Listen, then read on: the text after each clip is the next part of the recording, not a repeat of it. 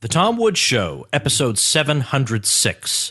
Prepare to set fire to the index card of allowable opinion. Your daily dose of liberty education starts here. The Tom Woods Show. Guys, if you're looking for a close, comfortable shave, do what all the cool men are doing, and check out harrys.com, where you can get free shipping and $5 off their Truman set using coupon code WOODS. That's harrys.com.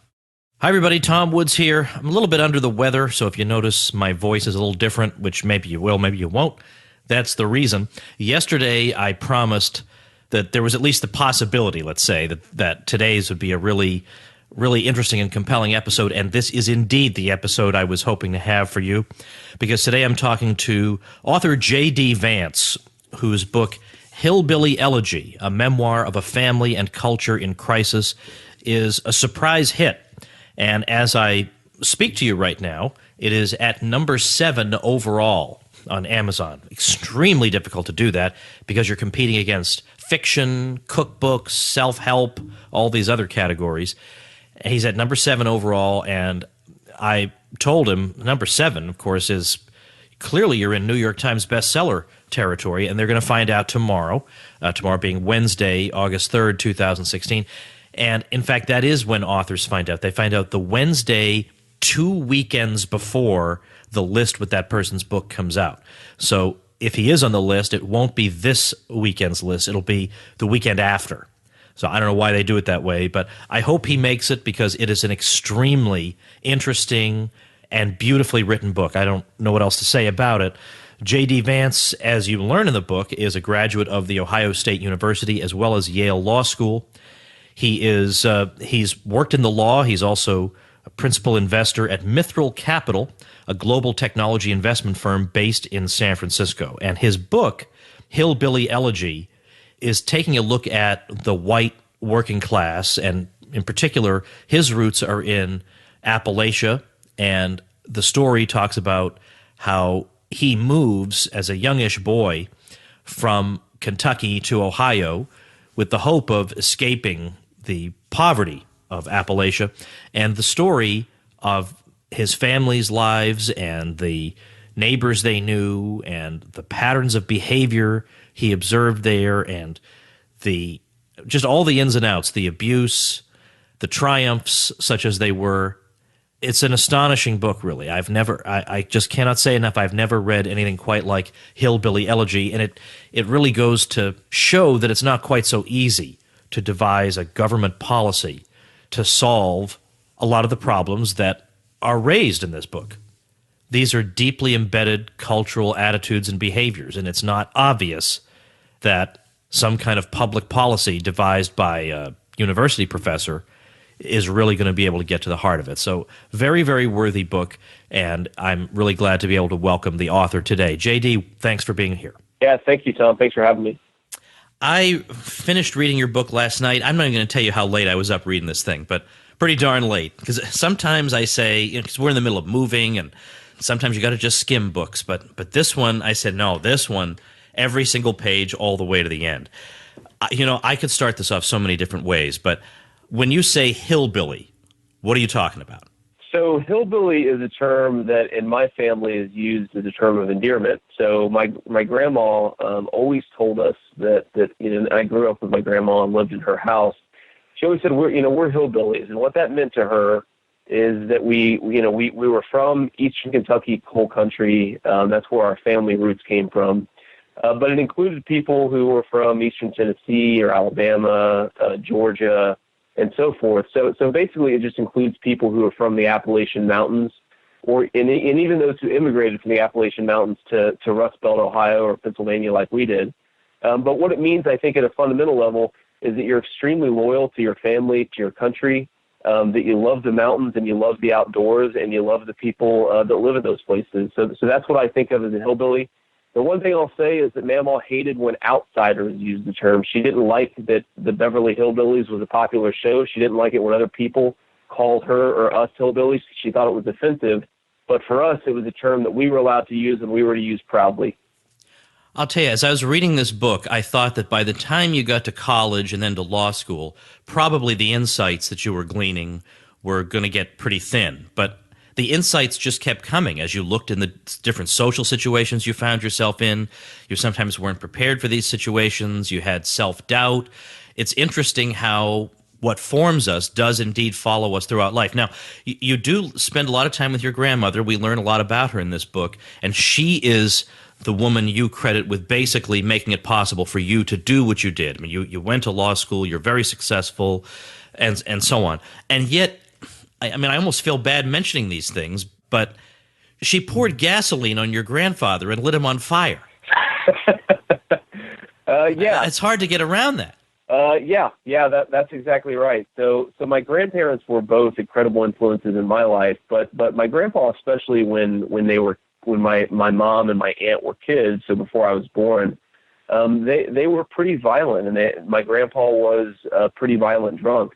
And one day he said to my grandma, my grandma said to him, "If you come home drunk again, I'm going to kill you."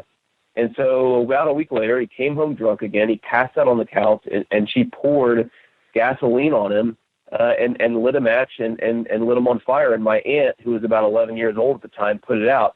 It's funny, actually. I was talking to my aunt yesterday, and she said, I read your book again. I've read it like 2 or 3 times. And she said, you got a little detail wrong. And I said, what's that?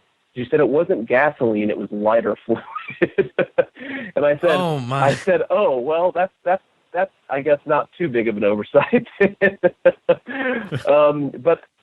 I think it goes to show, honestly, that the life that my aunt and my mom grew up in some ways influenced the life that especially my mom gave me and my sister.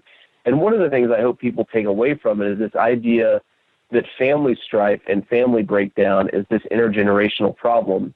So it's easy to look at the problems of my mom, the multiple men, the drug problems, the constantly shuttling me and my sister between different homes, and say that's her problem. But if you think about it, and part of the reason I told stories like the lighter fluid story is so people start to realize that some of these problems came long before my mom was even an adult. And I think that if we want to understand these problems, we have to appreciate that they're pretty complicated, and sometimes they stretch across multiple generations. What I like about this is that at no time in reading this did I get the sense that you were being condescending to anybody in your family or from anybody in your background. That wasn't your point. Your point is much more subtle than that, because you acknowledge freely that a good deal of who you are comes from this so-called hillbilly background, and you look for the good things that you can find. There are good qualities in these people, loyalty to family, for example. But it seems like the key point of the book that comes home on almost every page is that there is a perverse, self-defeating series of behaviors that practically guarantee somebody is not going to advance economically or socially, and people seem to be caught in a kind of cycle. So what are these kind of behaviors, and where do you think they came from?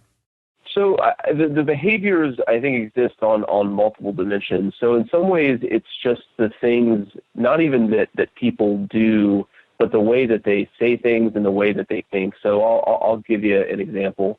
I don't think when I was a kid that I appreciated the difference between intelligence and knowledge. So I tell a story in the book that when I was in the first grade, a teacher asked us to do a math problem, and I patted myself on the back because I did this addition problem when I was only 6 or 7 years old.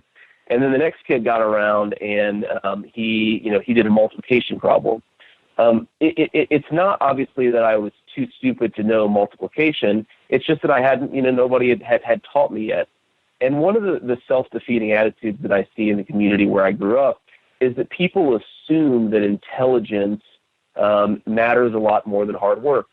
And so, I went to Yale Law School. When I got into Yale, so many people would tell me that, God, you must be smart. Man, people who had never told me that I was smart before would tell me that I was some kind of genius just because I had gotten into Yale, which, of course, as I say in the book, again, the people at Yale are perfectly smart and nice, but they are not of a different kind of intellectual caliber than most other people. Frankly, they just work really hard. And I think that appreciation that hard work isn't nearly as important as intelligence is self-defeating, and I think we've got to get around it. But there are a lot of other things too. So I think that there is a sense that family life it's natural for family life to be chaotic and violent. It's very common to see people, if not just yelling and screaming at each other, but hitting, punching each other, throwing plates at each other. I mean, it's just something that literally every person that I knew growing up had seen or witnessed. But it makes for a very hard family life. It makes it hard to have a successful marriage. It makes it hard to have happy kids. So I think that there are a lot of attitudes like this, a lot of behaviors that do make it very hard for kids who grew up like I did to make it out, to have a successful, a life built around what I think of as the American dream. You ask where they came from, and I think part of the thesis of the book is that they come from the parts of our culture, even the ones that are good, right? So I talk about loyalty as being a really critical part of our culture. It makes us enlist in the military at higher rates. It makes us extremely dedicated to our families, but it also makes it really hard to talk about these problems with outsiders.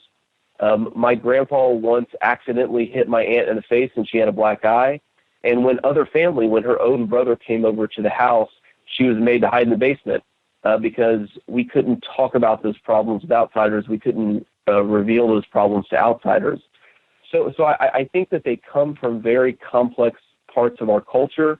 And what's so difficult about it, frankly, is that many parts of those culture I think are good and important, but some parts are self-defeating. Tell me something about, at the risk of being accused of blaming the victim. I don't know if you've been accused of that yet, but if not, just wait till MSNBC gets hold of the book. You will. You did talk about work ethic in some cases. The people who report that they're working turn out not to be working, or if they are working, they show up late, or they're surly, or they're in the bathroom for 35 minutes or an hour. I think that was back when you were working at that place that made tile. Yeah. What's going on there? Yeah, that's exactly right. I think that the thing you'll see in social science literature is this question about how much do people who aren't working value hard work. And so they'll go around and they'll ask everybody, well, do you value hard work, rate hard work as a moral value on a scale of 1 to 5.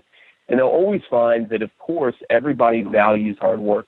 Everybody talks about hard work as if it matters and as if it's important. But at the end of the day, hard work isn't a lived value that people see. They don't witness people working hard. They don't see it among their families and among their friends. And so what eventually happens is that I think that people start to take in these values where they're happy to say, well, yeah, work is important and I work really hard, but they're not actually doing the work and they're not working hard. You mentioned blaming the victim, and that's certainly something that I think I'm wary of. I don't want people to think that I'm doing it, though, of course, I'm sure that people, especially on the left, may be tempted to accuse me of doing so. What I think is important to note about this is that there are both what might be called structural elements to this problem and non-structural elements to the problem. So it's not just that people are not working hard. Some people are working hard and still can't get ahead. It's not just that everyone is raising their kids in a chaotic family. Some people are raising their kids in happy homes, but there are still problems related to, the industrial economy going south and manufacturing jobs being harder to come by.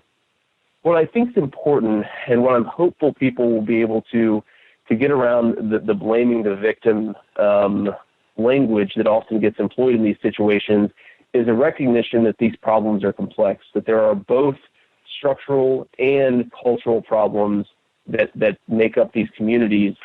And what I would say to my friends on the left who would accuse me of blaming the victim is, if you don't recognize that some of these things are within our control, if you don't recognize that at least some of these problems are due to culture or to personal choices, then you're making two mistakes. One, you're not ever trying to understand poor people as they actually exist.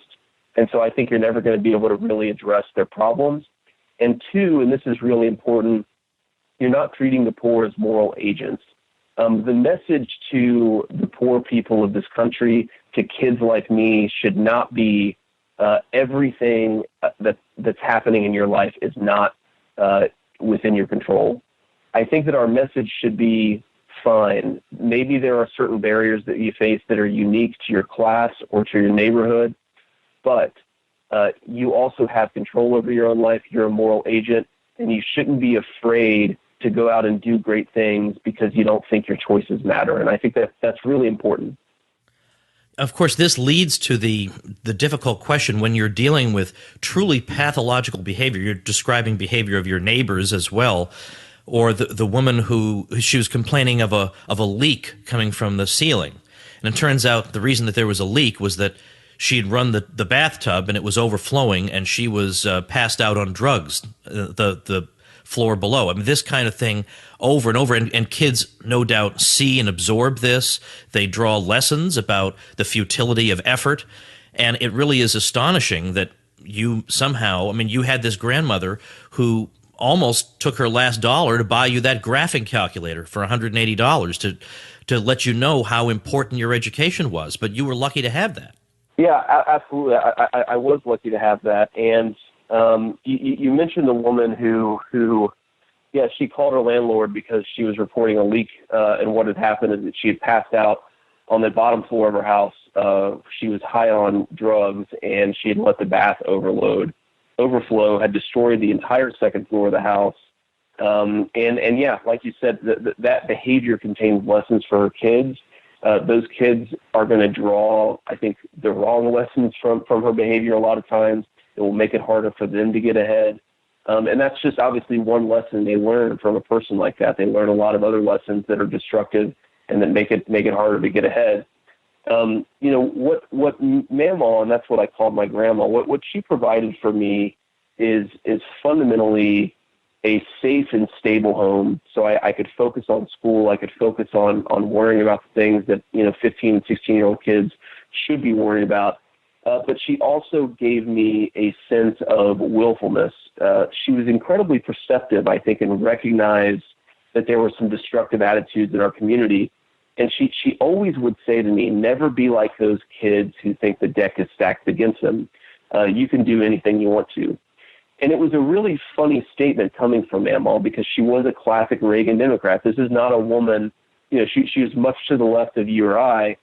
She's not a woman who didn't believe that government didn't have a significant role in helping the poor and making their lives better. She didn't believe that everything was all gravy and that everything was perfectly equal in America, and she worried about that. But she also recognized that it was incredibly important to believe that your choices mattered, to believe that you could make some difference in your own life. Because if you don't have that belief, why try? If you grow up in a home where your mom's a drug addict, where she destroys all your belongings because she lets the bathtub overflow, if you don't believe you're ever going to have a chance to get anything better, then why would you try? And so we've got to be, again, cognizant of both, I think, the structural problems, but also the cultural problems. And I hope that somebody who reads this book will be able to take some lessons on that topic.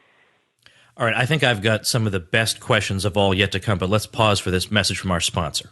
Friends, I had two rituals when I was in college. One, every day trying to do or say something that would make people think, I'll put it that way. And also every day making myself a bloody mess trying to shave with a blade. This happened every single day. I'm a bloody mess every day. So I finally just gave up and thought, I guess I can't use a blade, I'll have to use electric. And we all know, despite what those companies say, it's a crummy shave compared to what you could get with a blade, but it's better than being a bloody mess. But I am very happy to share with you my solution to this problem, which is Harry's.com, where I got their Truman set for just 15 smackers. I got the razor handle, the moisturizing shave cream, and 3 of Harry's 5-blade German-engineered razors. Plus, they're giving you guys a special deal. They'll give you $5 off your first purchase with promo code WOODS. So head on over to Harry's.com right now, look for the Truman set, and use promo code WOODS, and you'll get free shipping and 5 smackers off. I personally got the best shave I have ever gotten, and I bet you will too. Check it out at Harry's.com using coupon code WOODS. I think the episode in the book that most stunned me was the one where you literally were running away from your mother, running, being chased by her, fearing for your life to the point where you went to a total stranger I guess she was in a swimming pool, and you said, you've got to help me. My mother's trying to kill me. And she called the police. Your mother wound up being arrested. And your book talks a lot about the instability in your household, different men in the household all the time. Now, I mean, there's a lot you could say about that, and you've said it in the book, but I wonder how you would respond to somebody who says, I mean, I wonder even if hillbilly culture would be upset at you for basically airing your family's dirty laundry. Yeah, I think that's a very, very fair question. So, one, there is definitely, I would say that the reaction I've gotten from hillbilly culture broadly, from the people, both strangers and familiar, who reached out to me, is thank you for being honest, but also thank you for being sympathetic to these problems. I'm glad that somebody has talked about them. I haven't really gotten anybody who's said, how dare you talk about this? How dare you air our dirty laundry? Which makes me think that there is a real need and a real desire within this community to have its story told. But to the specific story, that story was very hard for me to tell in the book. I mean, on the one hand, it's very, very true.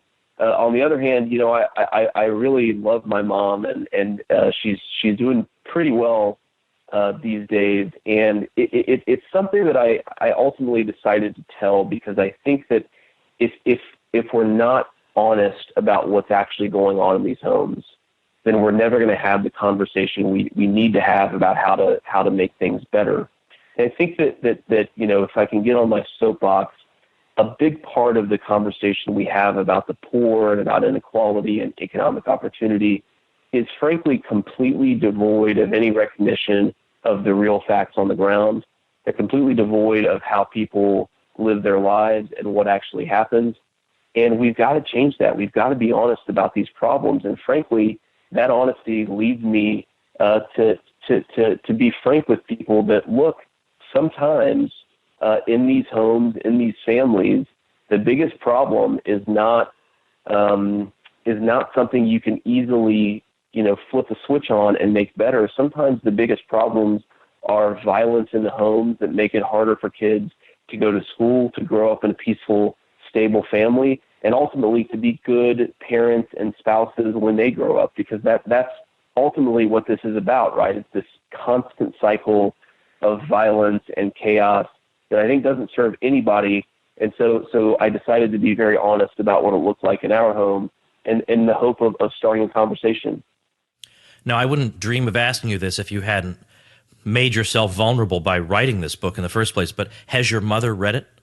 She has, actually. And it's interesting. On Sunday, we had one of the best conversations that we've had in 10 or 15 years. And it made me think, if nothing else, if nobody else bought the book, that conversation would have been worth it. Because she said, JD, I honestly didn't quite realize how bad things were, and I didn't realize that these things were having this effect on you and Lindsay. Lindsay's my sister. And that recognition from Mom, one, it meant the world to me. And two, I think it goes to show that just a little bit of honesty and a little bit of forthrightness goes a long way in these conversations and talking about these problems. So yeah, it's hard. It was hard to have that conversation with Mom, but God bless her. She's doing well right now, and I'm proud of her. And I think that if I hadn't written this book, frankly, our family may not be in as good of a position as it is now. And I don't mean that to kind of self-aggrandize myself.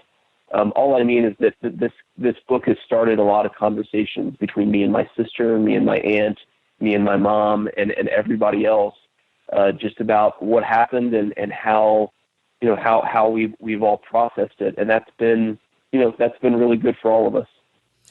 It's interesting, the timing of the release of this book. Most publishers would tell you in an election year, nonfiction is going to be Hillary Clinton is terrible or Donald Trump is terrible. Those are the books that sell.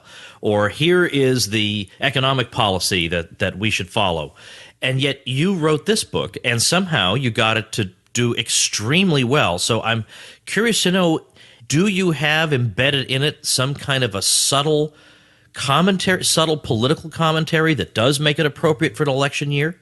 I don't necessarily think that it's a political book, though I do think that it's reasonable for people to draw political inferences. At the end of the day, the people that I write about, these white working class Americans, you look at the polls and they are going for Donald Trump in an overwhelming margin, even larger, much larger than where they went for Mitt Romney 4 years ago.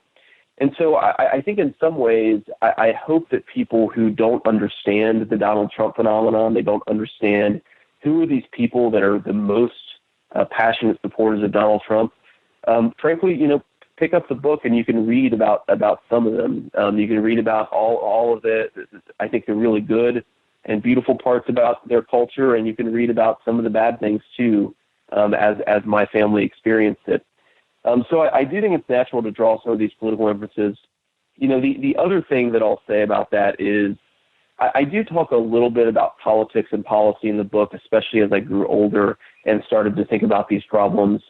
One of the things I realized, and I've continued to realize, is that whether or not you're a Donald Trump supporter, the people who are supporting him have had I think a rough 20 or 30 years. They are frustrated in a lot of different ways, and I think they're frustrated in entirely reasonable ways. And at the end of the day, they haven't felt like they've had a political champion in a long, long time. They haven't, no one has really spoken to the concerns of these voters. No one has even recognized that there is a problem. Who's talking about coal miners going out of work, construction workers going out of work?